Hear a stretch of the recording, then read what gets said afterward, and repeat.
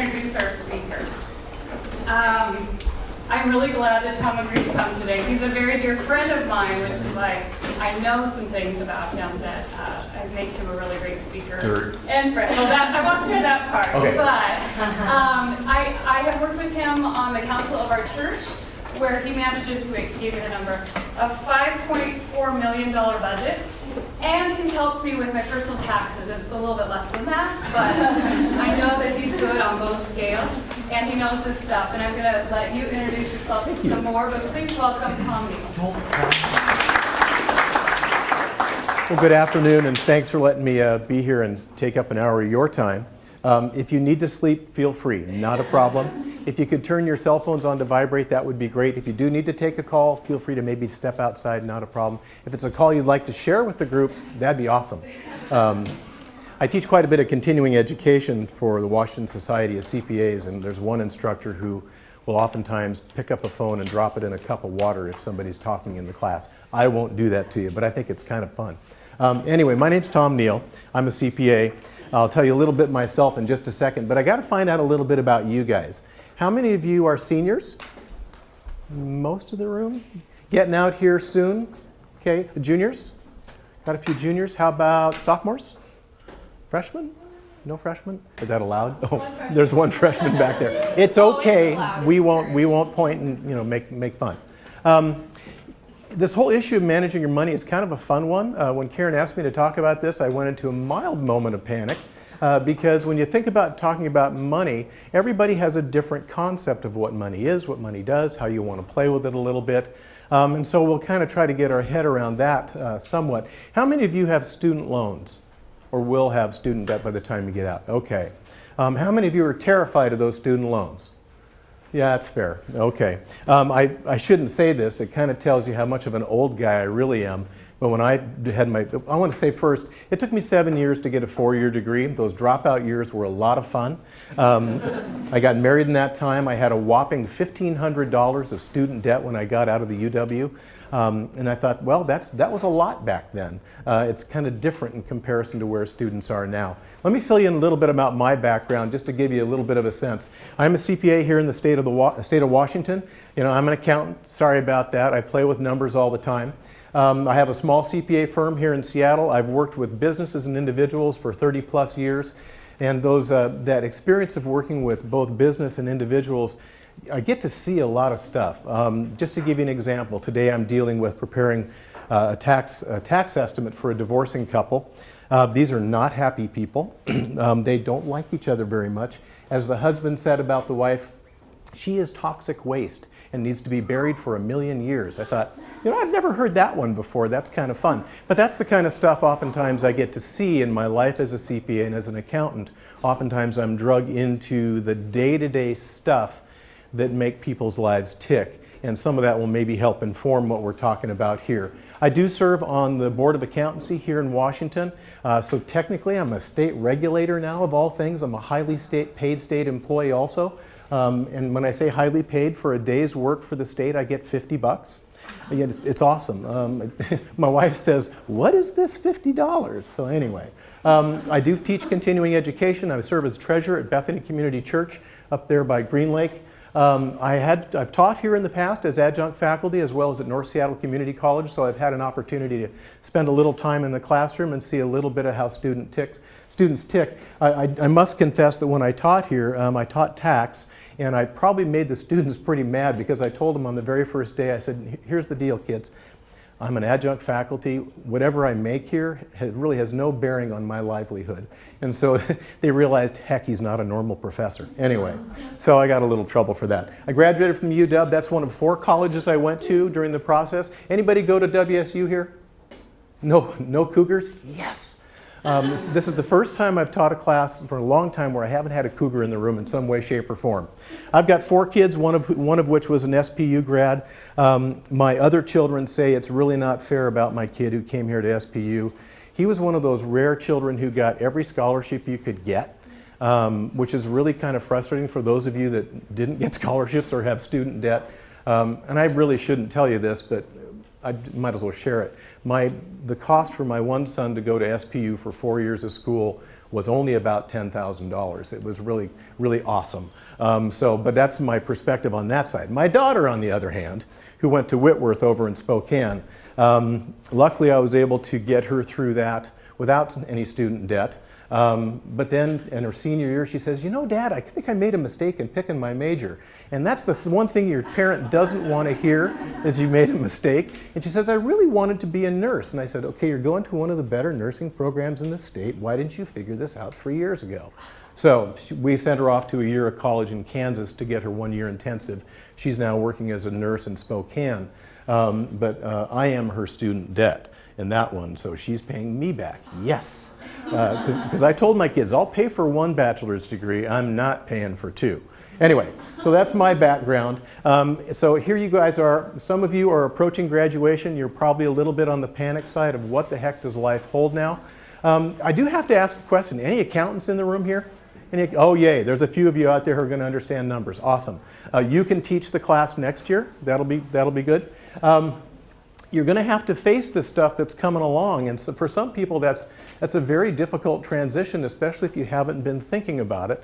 And so we're going to talk about some of those issues you might face, some of just the conundrums that you're going to have to deal with, and hopefully give you a few tools, if not the right questions to ask as you go forward. And we're going to cover a whole bunch of stuff real quick. And I really have no idea what the time is going to look like today as we go through these materials. I haven't timed this, I haven't done this before, so we'll learn together as we go. We're going to talk a little bit about loans, credit cards, credit scores, budgets, savings and investing, some words of wisdom that I kind of reserve the right now as an official old guy to be able to share some thoughts with you guys. And just some things that I've seen, especially in my years as a CPA working with people in business, in industry, and just helping people with taxes. But more importantly, I get engaged in people's lives, and you get a chance to see what are those issues or triggers that you might be able to take away as a tool for you. So hopefully have a little fun along the way. We're going to try to have some time at the end for questions. If during the course of any of the topics you do have maybe a quick point that we can talk about, raise your hand, we'll try to get that in, but if you can save them till the end, that might work better. So let's dive in.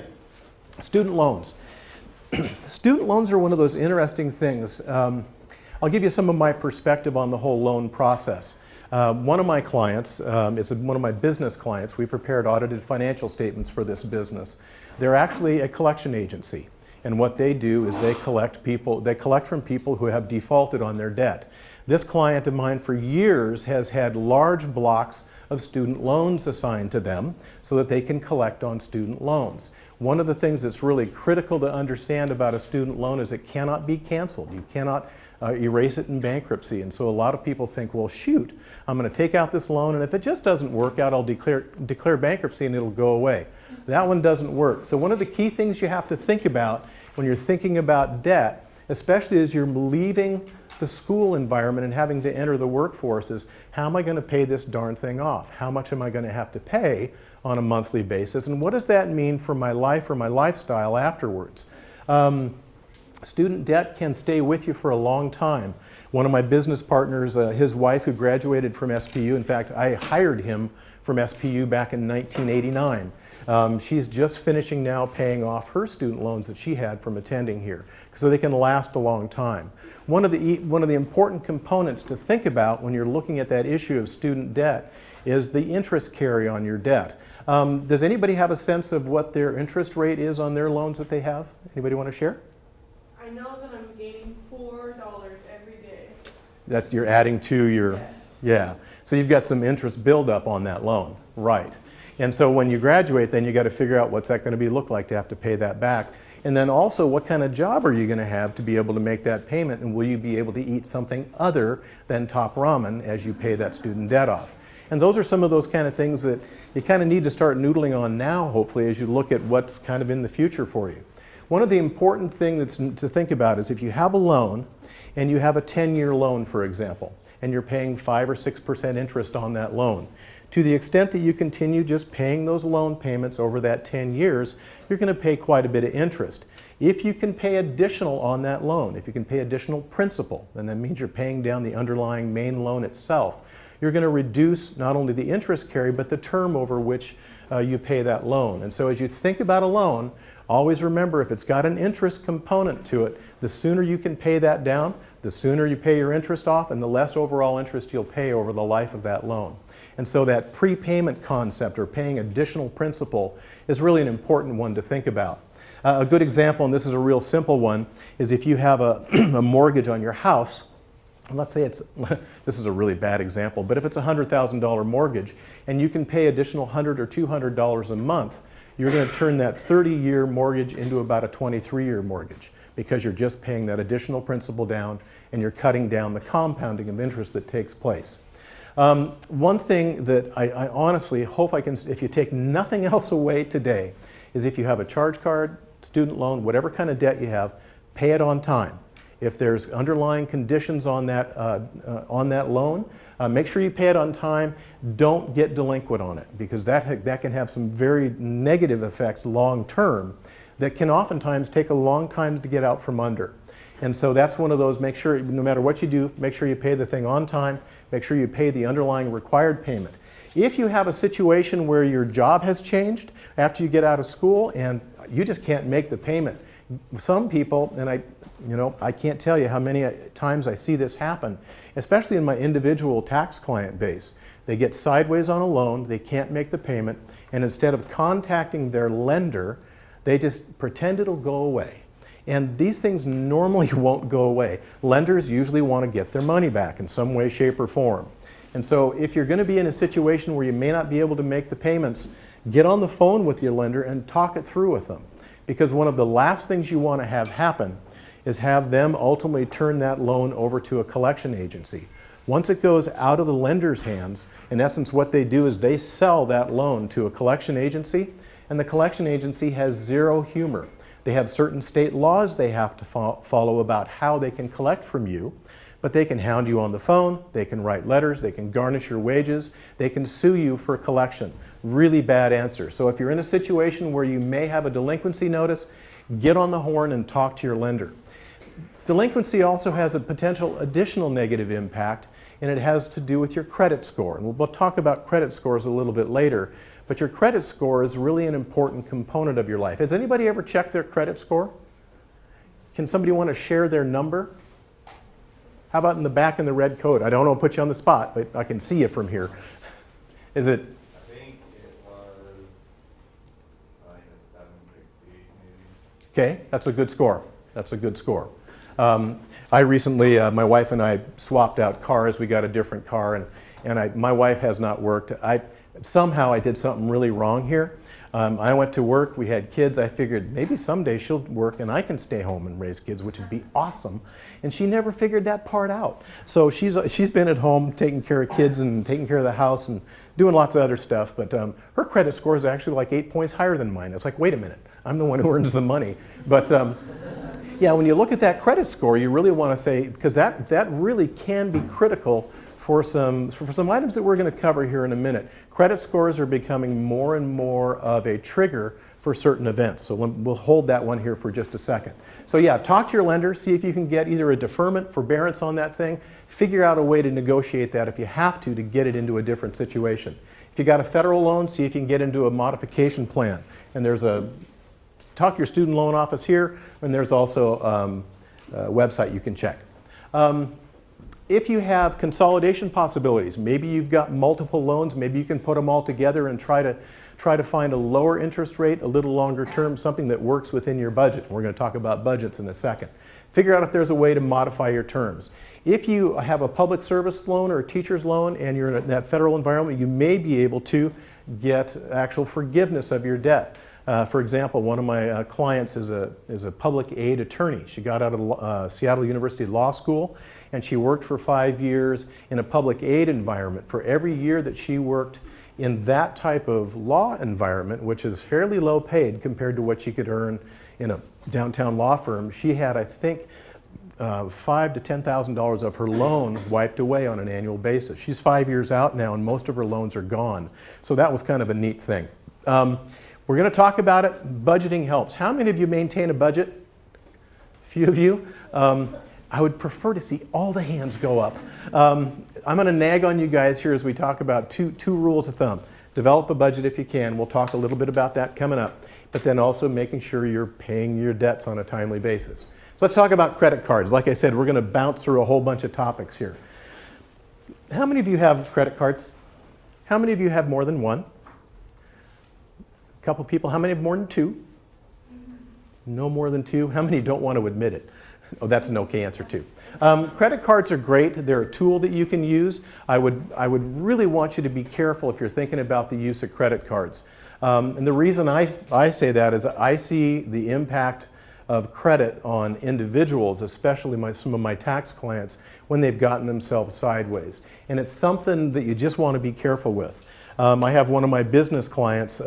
She has an amazing interior design business. She's very talented, and she drives me up the wall because she has about 8 credit cards because she wants to get the mileage, to use the mileage for vacation and stuff. Shoot me. Don't do that.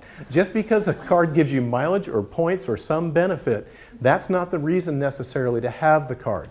It is a tool, and it's a tool to be used. It's a tool to be careful with.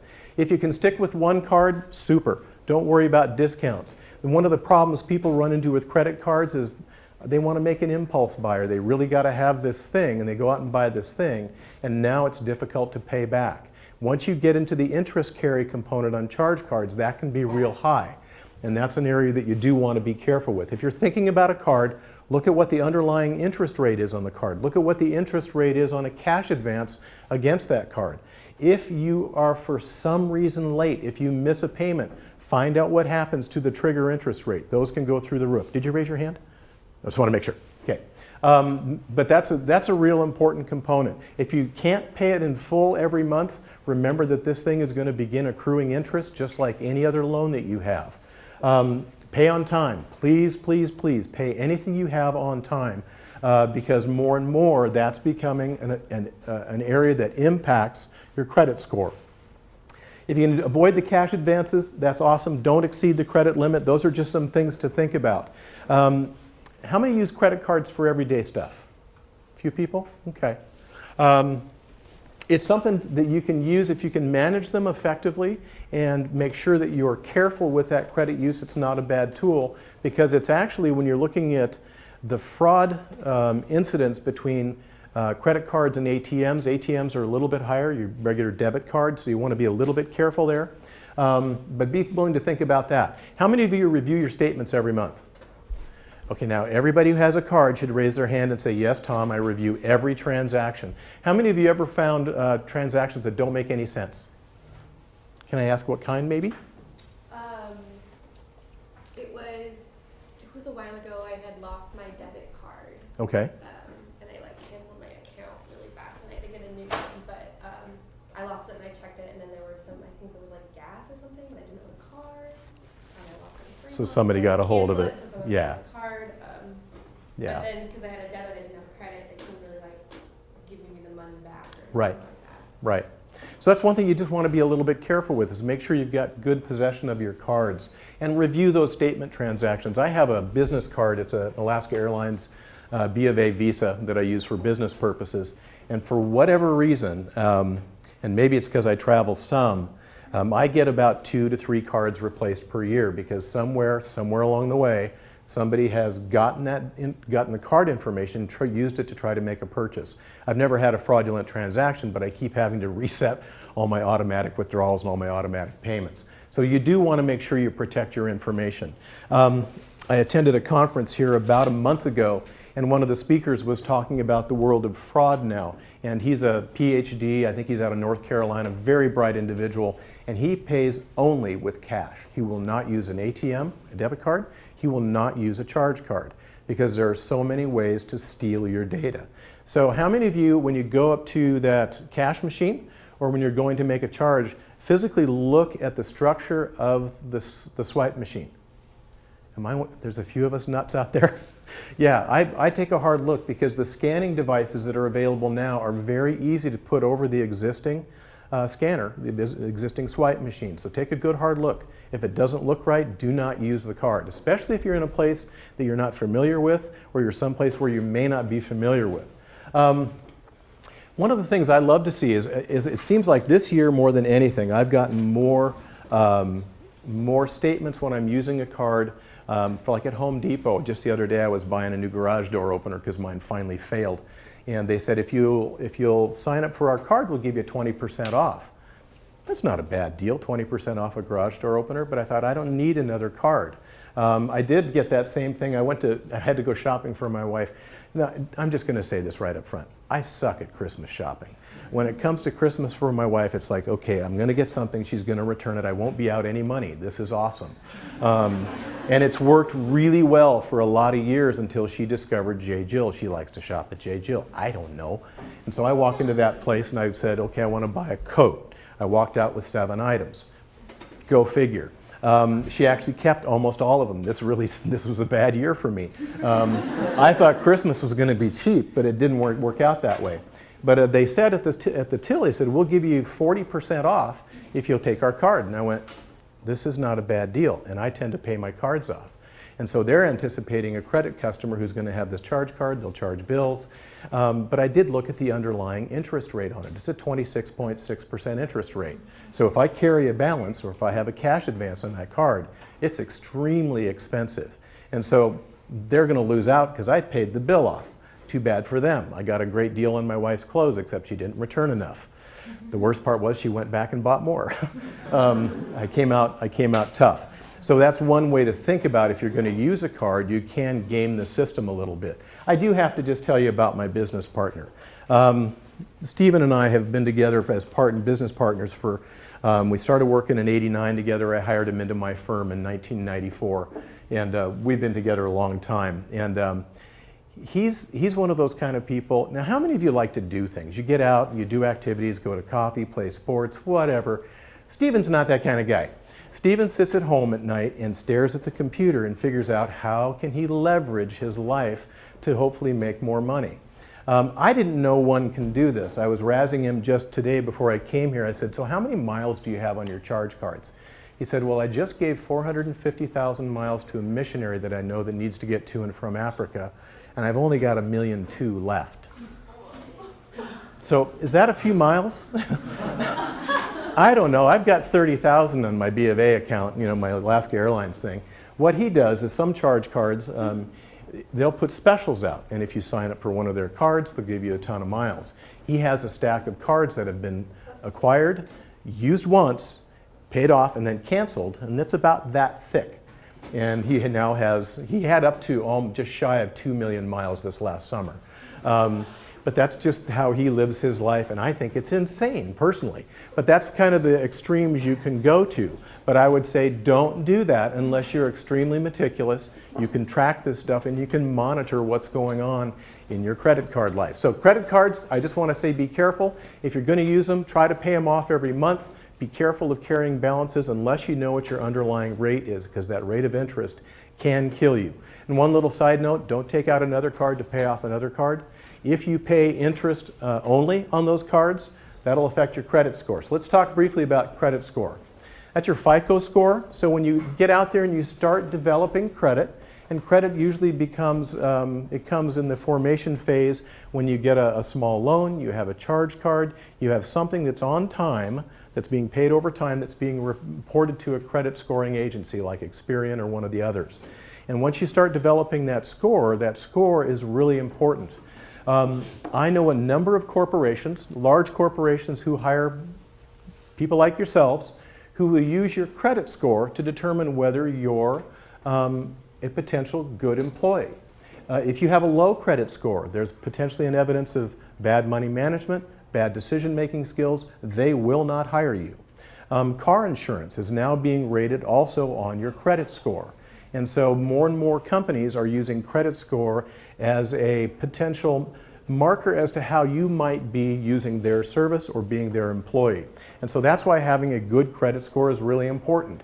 If your credit score sucks for whatever reason, figure out a way to repair it. Get on the phone and call that credit agency and figure out, how can I fix this? Either you need to pay off existing debt or get one that you can service on an ongoing basis.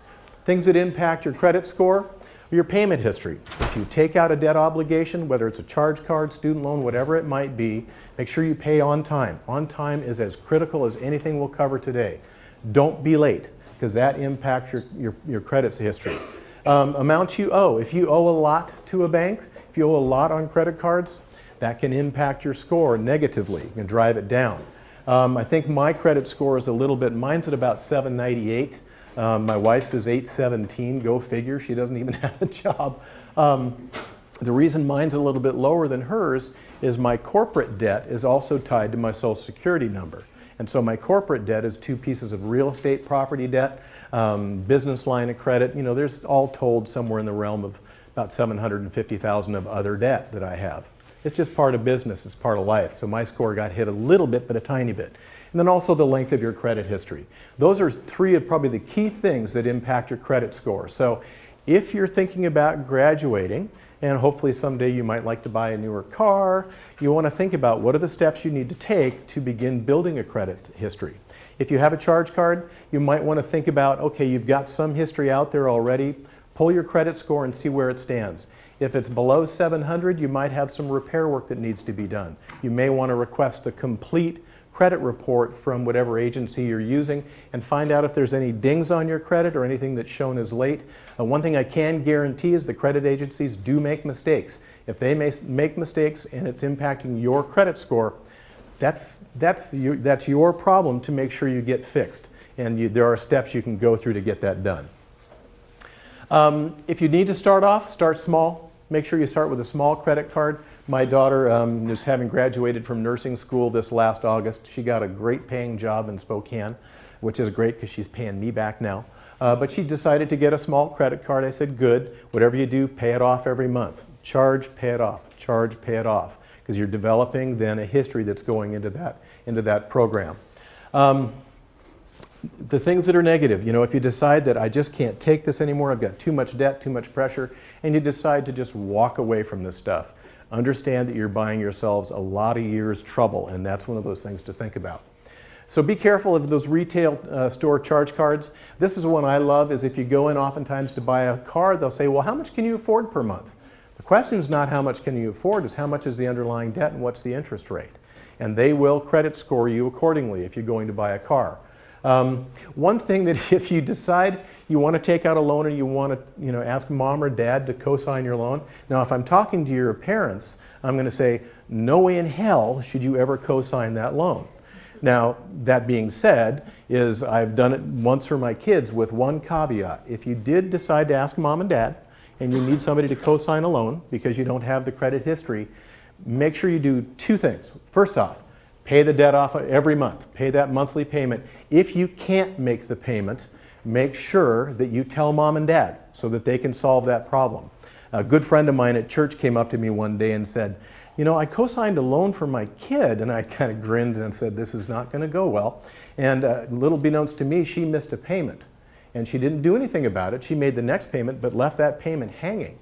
And he had co-signed the loan. His credit score went from just under 800 to below 600. He could no longer refinance his house to take advantage of a lower interest rate to save himself some money. So please, if you're going to do this, make sure you protect mom and dad in the process. Budgets. This is one we'll talk through quickly because it's very difficult in the context of a group this size to try to give you something extremely tangible. Budgets are a tool. And when you're thinking about using a tool, the only thing I can say here is make dead sure you come up with something. Come up with some methodology that works for you. Now, there are a few accountants in the room, go accounting, yay, but the rest of you might be normal people. And if you're normal people, your relationship with numbers and money and how you make it work in your head could be very different. So what might work for me or another accountant may not work at all for you. And so the key is finding out that tool that works for you so that you can figure out, here's what I got coming in each month, here's what's going out each month, and this is what I'm left with. And hopefully you're left with something, and it's not a negative number. If it's a negative number, you got bigger problems on your hands. So there's a bunch of tools out there. You can look at Excel. My wife and I use Excel. We have for years, and we have a fairly basic structure because we sit down twice a month, look at our bills, figure out what we're going to pay. Works real well. And the key here is making sure you pick a tool, use it consistently. And by using it consistently, it's using it every month, more than once preferably. Sit down and develop a habit of figuring out, I got to pay my bills. Here's the bills that have come in. That's the one thing I'm kind of proud of my 4 kids. They've all figured out sitting down and paying the bills. Well, I might have harangued them a little bit about the topic, but it's the idea. The last thing you want to do is you don't want to be the person that just looks at, my daughter did this to me once a few years ago. She said, well, I went online and checked my bank balance and it said I had plenty of money. And I said, had you written checks? Yeah. Had those cleared yet? No. Did you really have the money? Well, I guess not. After that discussion, and me getting a little loud, you kind of have to sometimes. She kind of figured out, okay, don't just look at what's on my bank statement, especially if she's written checks. Now, how many of you actually write hand checks now still? A few of you? More and more people don't.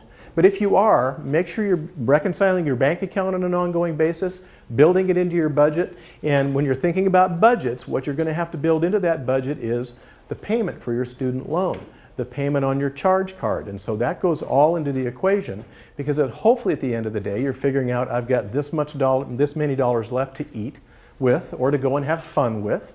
That's important stuff. And so figure out a tool.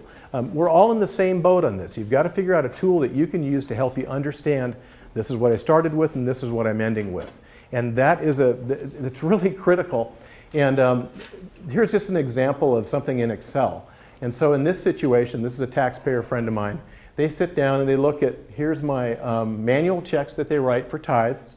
They have some auto deducts for insurance and their mortgage. They do online banking in the center, and those are kind of every 15th they sit down and figure out what they got to pay. And they start off, here's what's in my checkbook, here's the checks that got to get paid, and that's what's left. Now, what's left for them and how they do theirs, that's groceries, that's going out to dinner, having fun, whatever. But that's kind of what's left over on an ongoing basis. They said it was okay for me to share this. So that's one way of doing it, and there's tons of different ways to figure out how to do your budgeting so you know what you have left over. The one area that oftentimes people get themselves a little bit stuck on, and I wind up having some interesting conversations with some of my staff, because I'm an old guy. I don't go out that much, but my staff go out all the time. They're going out with friends, they're going out and having a beer, burgers, whatever. They're doing stuff, and they say that just the cost of going out and doing stuff and having fun with friends can get real expensive. To give you an example, we had one of our clients was talking to one of my staff, and he and I were sharing stories about this client. And this guy said, I really didn't have a good handle until we all sat down together and talked about how much I was spending. And I realized I'm spending, clients saying this to us, about $1,100 to $1,300 per month on just going out after work, having a beer, maybe having some snacks. And you start doing the math and goes, that's a lot of eating out, but it's not that much. I mean, you can spend a lot more than that. So all that to say is budgets are critical, especially if you're thinking in the context of managing debt, managing charge cards, and the rest of it. So we'll keep rolling. A couple small things on savings. I know you guys got to go soon. I'm trying to get through this, then we'll have time for questions. Oftentimes it's hard for people to think about, especially coming out of school. You might be starting in a fairly low wage position on a job depending upon where you're coming out. My daughter just got engaged. I got to pay for a wedding now. Damn. I have 3 boys. I was happy with 3 boys, and then my daughter showed up. I don't know how that happened. But I got to pay for a wedding now. But I was meeting with my future son-in-law, a nice young man. The best part is he's shorter than I am. That's here nor there. He came out with a master's degree out of Whitworth University, and I think it's a degree in college administration, and he virtually couldn't find any employment in that field because he did want to try to stay in the Spokane area. And there's a bunch of colleges over there. Ho-hum. He's working for a company that's similar to an Amazon, but he's making all of $12 an hour. And so he's having to figure out, how do I make $12 an hour and pay off student debt and live? I mean, those are those little details. He happens to be marrying my daughter, who's doing quite well in nursing right now. Somehow I think he's winning the day here. I don't know. Anyway, side note. But the whole idea here is figuring out, can I start saving some level of dollars? And especially when you guys are not old like me, but when you're young, starting small, you can develop the power of compound interest. When you bury those funds into some sort of savings type account, if you have an employer who offers a 401k or a 403b type savings, retirement savings account, the more you can set those funds aside and just let them sit and not worry about them, they will grow like crazy to the point where when you're my age, you'll have a very tidy nest egg. And that's really an important thing I can't stress enough. Getting into the habit of saving some of your earnings for the future. I'm happy to say that most of you are going to be paying for my retirement one of these days in Social Security, but I'm not sure who's going to be paying for your Social Security down the road. And you know, to be honest with you, I would have to say don't count on it being there. So develop some methodology outside of the Social Security system to help pay for your retirement. It can be through payroll deductions. If you get raises, try to bank those things and not go nuts buying stuff. That's kind of important. I had the pleasure of working with a lot of my clients through the 2001, 2002 tech boom and crash. I saw young people make millions of dollars and then lose it, all in the case of about a year. And so it's a very interesting shift, if you will. I have one client I'm dealing with right now. They were riding the medical devices craze for a while. This young man was making serious money. And then the market dropped and the healthcare system changed. He's almost broke. They're about to lose their house. They have 2 kids. And they haven't saved anything along the way. So savings are really critical. Keep paying down those loans. If you have to live on top ramen or tuna fish or whatever it might be that's very inexpensive, eat cheap for as long as you can and pay down those debts, because that'll give you the ability to later on to do quite a bit more with what you want to do. So again, budgeting, paying off your debt, paying things on time, those are probably the 3 mantras. A couple words of wisdom. I probably shouldn't ask this question, but I'm going to anyway. How many of you are in some sort of relationship? Anybody? Okay. One thing I really want to stress is figure out who you are. How many of you are spenders? How many are savers? How many just don't know? A few of you. Okay. And that's totally okay. There's no judgment there either way. I think it's important to kind of give a sense of who you are. And again, that's not a positive or negative if you're one way or the other. It's just sort of a self-awareness, because that self-awareness is really critical as you think about things like budgeting, because oftentimes spenders have a hard time holding themselves to the grindstone to make sure that they don't spend their dollars, because they want to go have fun, do fun stuff. So be careful with that. If you're in a relationship, one of the things I've seen from the 30-plus years of working in public accounting and working with couples, on their tax returns, working through divorce issues, money is one of the key linchpins in that conflict area. And so the more you know about each other and how you're wired together helps you to communicate about finances. I laugh because my oldest son married a wonderful young woman. I didn't realize how wonderful she was until I said to my son one day, I said, "So how you guys doing on your finances?"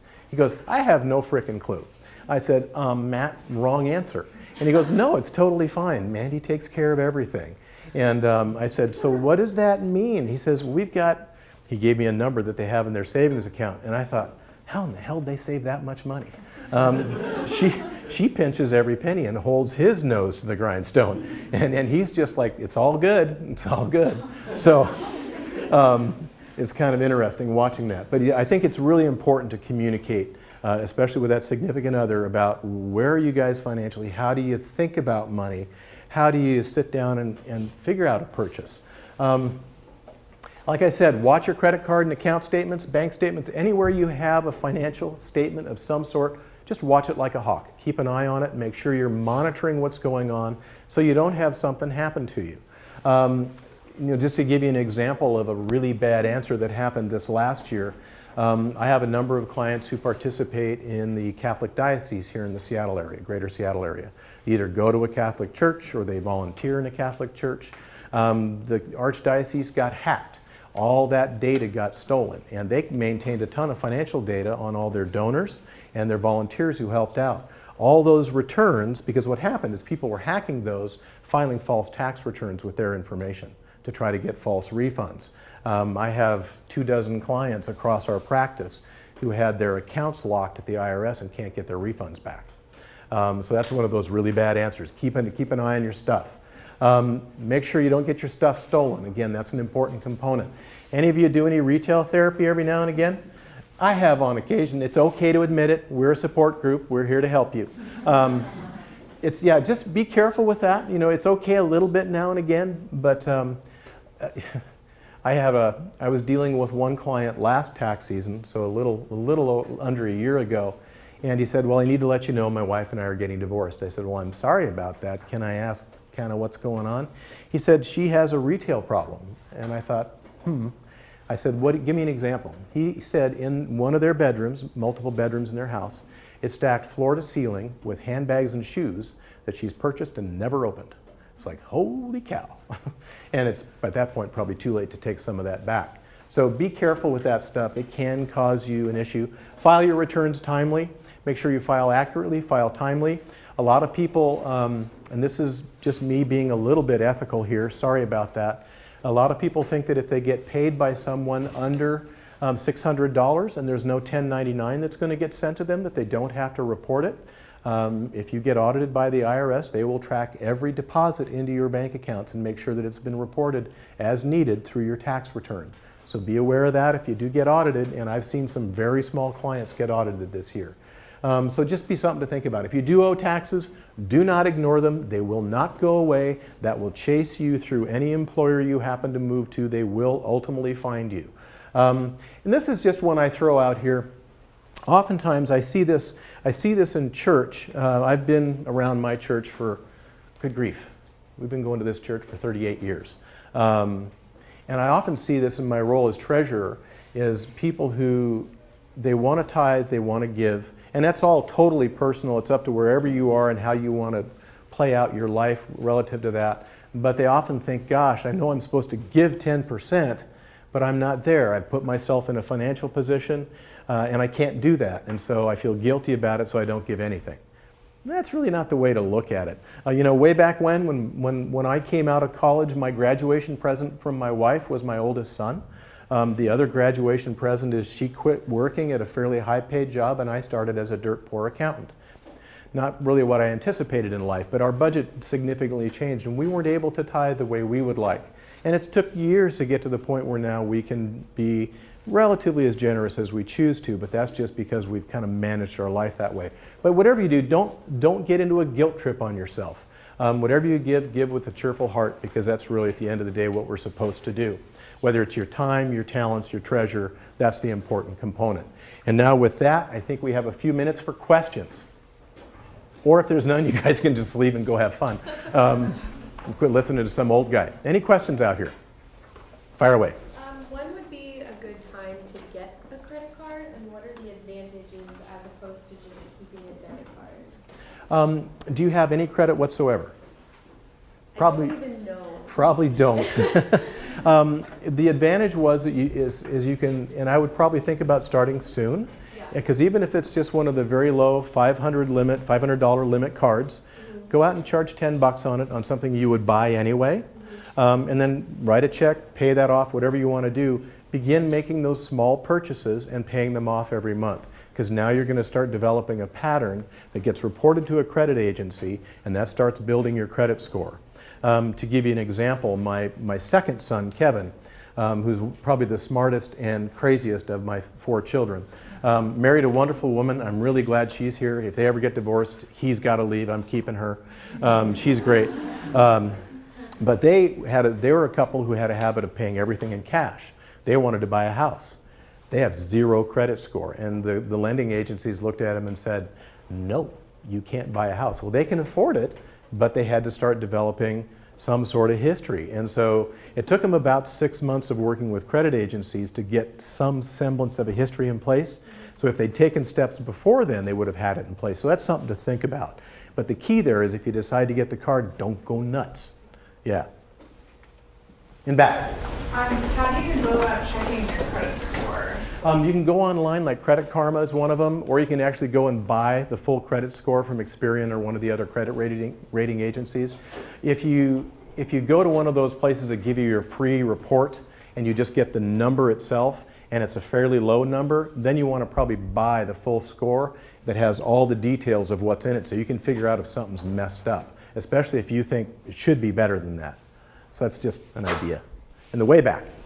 So for the first job for college, when your employer has a 401k, same for your nest egg, I'm looking at a lot of my friends that are finance majors are like, oh, you have your IRA and your Roth IRA. So they ask me, well, when do you plan on withdrawing from those mutual funds? So which is like for a 23-year-old college grad in their first job, saving for a nest egg, is there a better option between a Roth IRA and just a regular IRA? Generally, yes. If I'm your age, I'm putting it into a Roth. Whether it's tax, because in a Roth setting, because 401k plans can have regular 401k type investments, also known as an IRA type investment, or it can have a Roth component. You need to check with your employer. Their plan may or may not have the Roth component. If it does have the Roth component, I'm sticking it in the Roth, because guess what? You don't get a tax deferral now, you don't save dollars now, but at a young age, by the time you get to the point of taking that money out, it's grown totally tax deferred, and there's no penalty on taking it out. On a regular 403b or regular 401k type investment account inside a retirement plan, when you begin to take withdrawals from that, if you're over 59 and a half, it's just ordinary taxable income. If you take it out before you're 59 and a half, it's also subject to a 10% penalty. So the Roth for a young person is the way to go. For someone my age, I'm just going to turn 60 here this year. Roth doesn't make sense because I'm going to be probably pulling it out too soon within the next 5 to 10 years.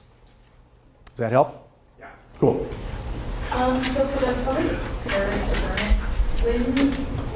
where would be a good place to check out information on that? And is that just based like year by year? Do they do like hourly?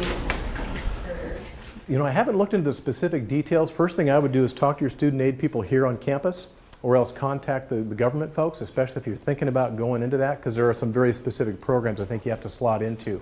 And it's just going to be based on, how long have you worked in that job. At least that's what I've seen in some of my clients who've done it. So that'd be, question or comment? Hi, I'm Debbie Bristol from Student Financial. She's the one to talk to. So talk to me afterwards, and I can point you to that. There's really important things about public service loan forgiveness that you need to know, and things that you want to do along the road, and in preparation for that, it affects your repayment plan and everything else. She's the one to talk to. It's like in my firm, I don't deal with too many people who are in the deferment realm. They're usually higher income folks, and they don't care about deferment. So, but there's your person. I have one credit card. I've had it for about 4 years. We say I want to get a better one, like with a higher credit limit. Okay. Should I cancel this one? Can you just like stop using a credit card, like put it in a cage and never use it again? Is that fine? Does that affect your credit score? Is it bad to have a lot? If you have a lot of open accounts, it can impact your credit score. So you'd want to be a little bit careful with that. If you like the card you have, I'd call them on the phone and say, I'd like to increase my limit. They'll either say yes or no. If they say no, ask them why. Especially if you have decent credit, they shouldn't have qualms about increasing it. Because a lot of it's based on your payment history and what your score is too.